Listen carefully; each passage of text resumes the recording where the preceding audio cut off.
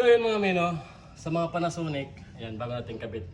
Huwag nyo napansinin yung drain kasi additional yung doon eh. Yan ang kinabit natin nakaraan, di ba? Yan o. Yun, doon. Dito natin up yan. So pinalitan na yung dating carrier. So di ba sa mga Panasonic, pag may error code, di ba nagta-timer siya. Ngayon, ma-check mo yung error code, na okay na lahat. Tapos, nawala na yung timer, wala nang error. Ngayon, sa memory niya, may error code pa rin yun. So, napalitan mo ng parts, diba? Napalitan mo na siya ng parts, wala nang error, magana na. Pero pag pinindot pa rin yung check, hanapin mo yung error, magtutunog pa rin yun. Kasi hindi pa na-erase sa memory niya.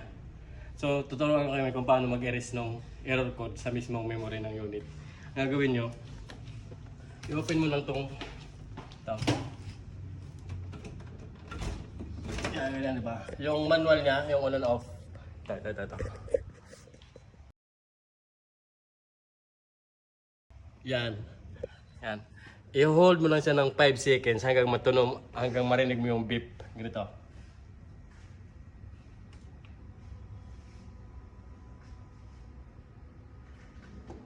Yon, di ba? Nag-beep siya. Nag-beep na siya. Pindutin mo naman ito yung check ng 1 seconds lang tog. Yon, di ba? Tumunog siya. 2 seconds lang, tutusukin mo lang yung check. May-erase na yung memory nun. Wala nang error yun. No? Ayos? May natutunan kayo? Dapat naka-standby yung unit nyo na naka-off. Hindi naka-on. Naka-standby. Pero may power. Naka-standby lang siya na naka-on. Hindi siya naka-operation. Naka-standby lang on.